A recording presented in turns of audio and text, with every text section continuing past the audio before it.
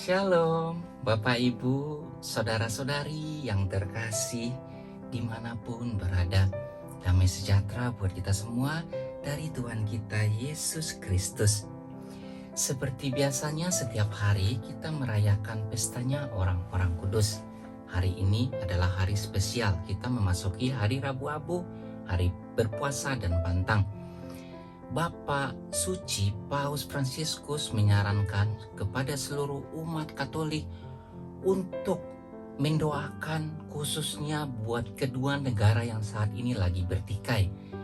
Kita meminta kepada Tuhan kita Yesus Kristus supaya kesepakatan damai tercapai oleh kedua negara tersebut, sehingga kasih dan karunia Tuhan kita betul-betul dinyatakan dan dirasakan oleh umatnya di atas seluruh dunia. Nah, Bapak Ibu Saudara-saudari yang terkasih, hari ini hari Rabu tanggal 2 Maret tahun 2022, kita merayakan pestanya Santo Beato Charles yang baik. Saya akan menceritakan bagaimana kisah dan perjalanan Santo Beato Carlos yang baik ini. Dengarkan ya, Bapak Ibu Saudara-saudari yang terkasih. Pangeran Charles dari Flanders dijuluki yang baik oleh rakyat dalam kerajaannya. Mereka menyebutnya demikian karena mereka melihat memang demikianlah ia adanya. Charles adalah putra Santo Canuke, Raja Denmark. Ia baru berusia 5 tahun ketika ayahnya dibunuh pada tahun 1086.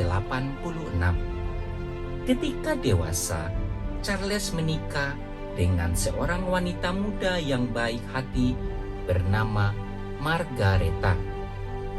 Charles seorang penguasa yang lembut serta adil bagi rakyatnya. Rakyat percaya kepadanya dan kepada kebijaksanaannya.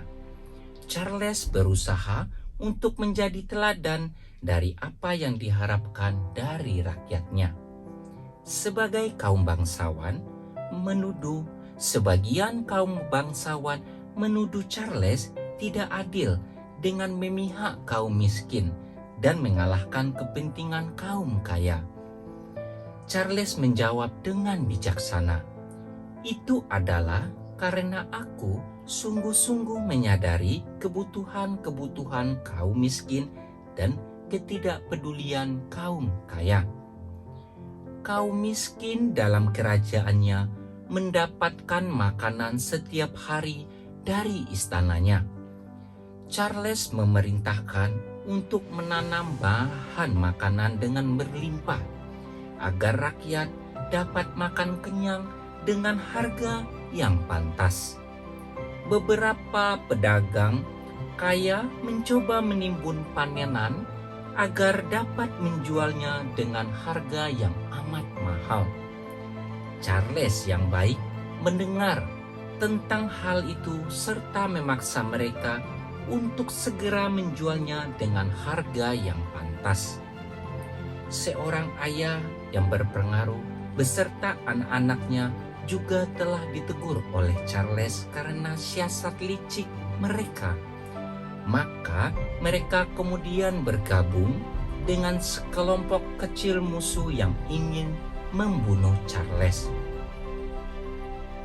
Pangeran berjalan bertelanjang kaki setiap pagi untuk menghadiri misa dan tidak lebih awal di gereja Santo Donatian. Ia melakukannya dengan semangat silih. Ia rindu untuk memperdalam kehidupan rohaninya bersama Tuhan. Para musuhnya tahu bahwa ia pergi ke gereja dan tahu juga bahwa ia biasa berdoa sendirian sebelum misa. Banyak orang mengasihi Charles mengkhawatirkan keselamatan dirinya. Mereka memperingatkan bahwa perjalanan ke gereja Santo Donatian dapat menyebabkan celaka. Charles menjawab, "Kita senantiasa berada di tengah-tengah bahaya. Tetapi kita ini milik Tuhan. Suatu pagi, sementara ia berdoa sendirian di depan patung Bunda Maria, para penyerangnya membunuh dia. Charles wafat sebagai martir pada tahun 1127. Begitulah Bapak Ibu Saudara-saudari yang terkasih, cerita tentang Beato Charles yang baik. Segala perbuatan baik ada untung ruginya.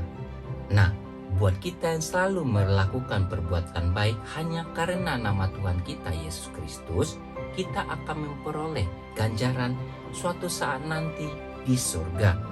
Begitupun di atas dunia, setiap kita berbuat baik, biarlah tetap Tuhan yang selalu melihat perbuatan baik kita. Janganlah kita umbarkan perbuatan baik kita hanya untuk demi kepentingan politik, kepentingan pribadi, ataupun kepentingan kelompok. Tetaplah berusaha menjadi yang selalu baik dan rendah hati di hadapan Tuhan kita, Yesus Kristus. Bapak, Ibu, Saudara-saudari yang terkasih, saya mohon pamit dulu untuk melanjutkan bacaan liturgi dan renungan harian Katolik. Terima kasih telah mengikuti. Tuhan Yesus memberkati.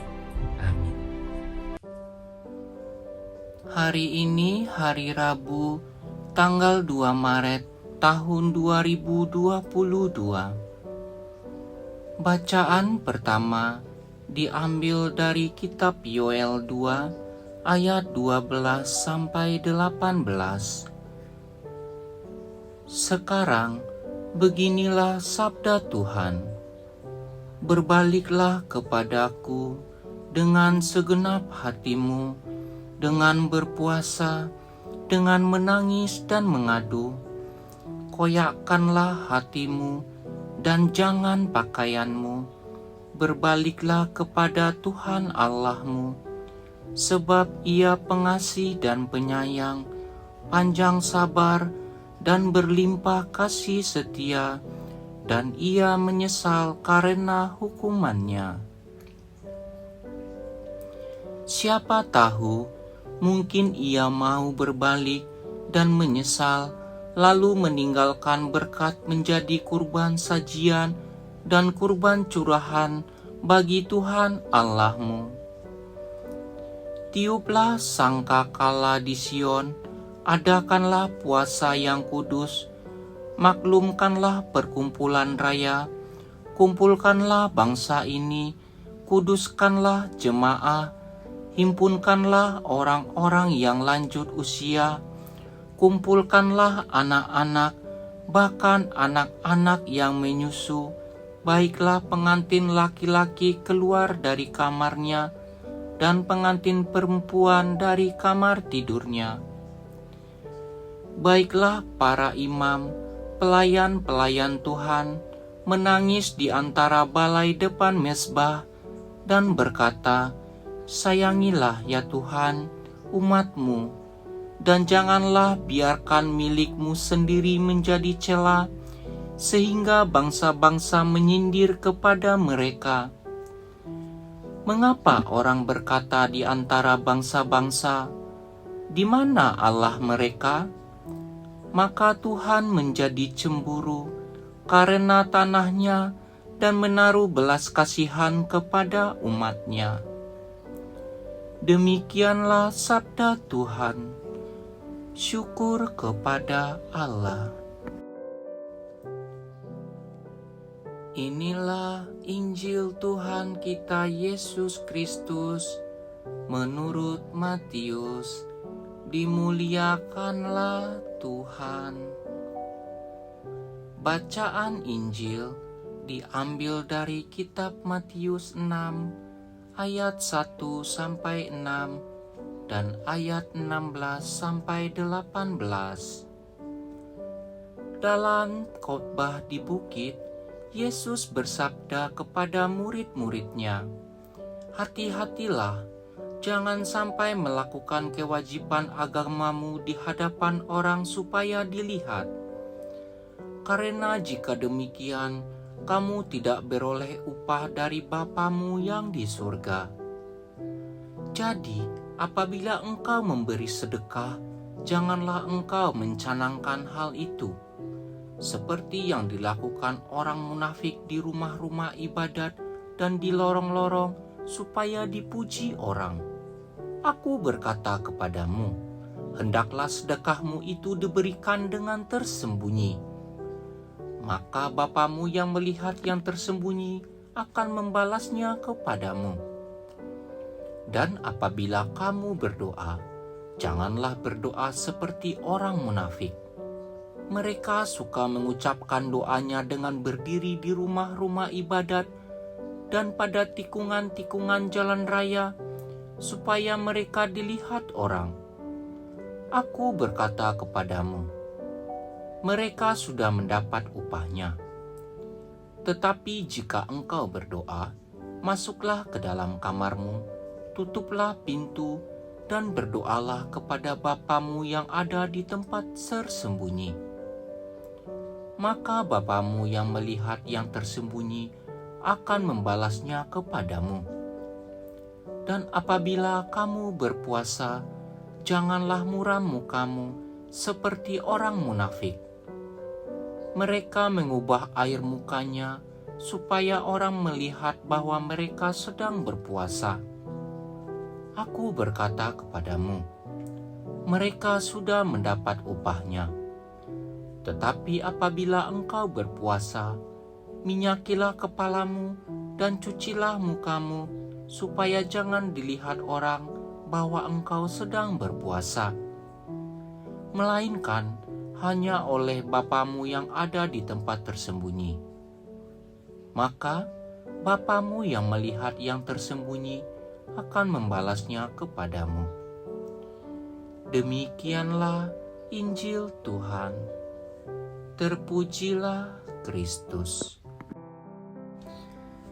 Renungan Harian Katolik hari ini, hari Rabu tanggal 2 Maret tahun 2022. Hari ini kita merayakan Hari Rabu Abu, Hari Puasa dan Pantang, sebuah perayaan yang membuka masa Prapaskah. Di masa yang penuh rahmat dan berkat ini, bersama gereja kita hendak meneladan Tuhan Yesus yang berpuasa dan berpantang selama 40 hari. Jika Yesus berpuasa dan berpantang untuk mempersiapkan dirinya sebelum berkarya di tengah-tengah bangsa Israel, umat Katolik berpantang dan berpuasa untuk mempersiapkan diri menyambut hari raya kebangkitan Yesus dari kematian. Inilah yang membedakan puasa dan pantang yang dilakukan Yesus dan yang kita lakukan. Persamaan dan keduanya adalah bahwa puasa dan pantang adalah sebuah masa persiapan, sebuah masa di mana kita dibentuk secara rohani agar lebih dekat dan fokus hanya pada kerajaan Allah. Hal menarik yang kita lakukan setiap tahun adalah memulai masa yang agung ini dengan menandai dahi kita dengan abu. Itulah alasannya perayaan hari ini disebut Hari Rabu Abu.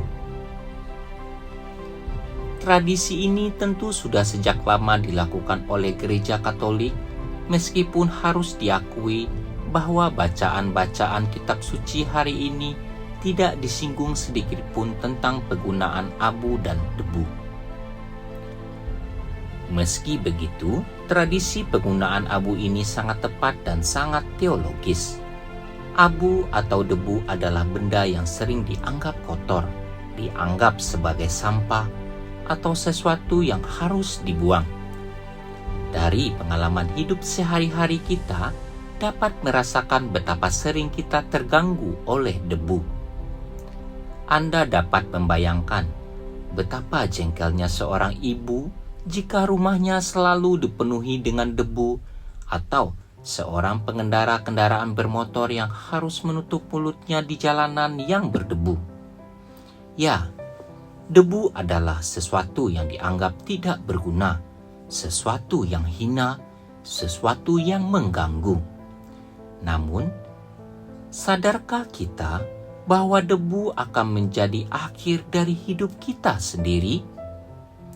Sungguh suatu hal yang sangat mengagumkan bahwa gereja mengajak kita untuk menyadari arti dari debu yang hina dan tak berguna itu pada masa Prapaskah ini.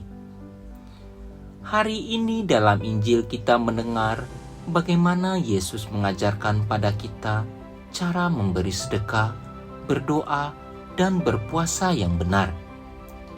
Ketiga hal yang disebut oleh Yesus ini merupakan tindakan ulah bakti yang khas pada masa Prapaskah. Memberi sedekah, berdoa, dan berpuasa yang diajarkan oleh Yesus harus dilakukan tanpa mencari muka, tanpa mendapat imbalan, pujian dari orang lain, apalagi untuk kepentingan kampanye seperti sering dilakukan oleh para calon pemimpin bangsa ini. Unsur egosentrisme harus jauh dari ketiga ulah bakti ini. Pertobatan dan kasih kepada sesama harus menjadi motivasi yang menggerakkan kita untuk melakukan ulah bakti ini. Seperti abu atau debu yang tampak hina dan tidak pernah menyombongkan diri, demikianlah kita hendaknya melaksanakan tindak ulah bakti selama masa Prapaskah ini. Kita patut bersyukur bahwa Tuhan memberi kesempatan bagi kita untuk mempersiapkan diri menuju kemenangan Paskah. Oleh karenanya, jangan sia-siakan kesempatan penuh rahmat ini agar mahkota kemuliaan tidak diambil dari kita. Semoga demikian. Amin.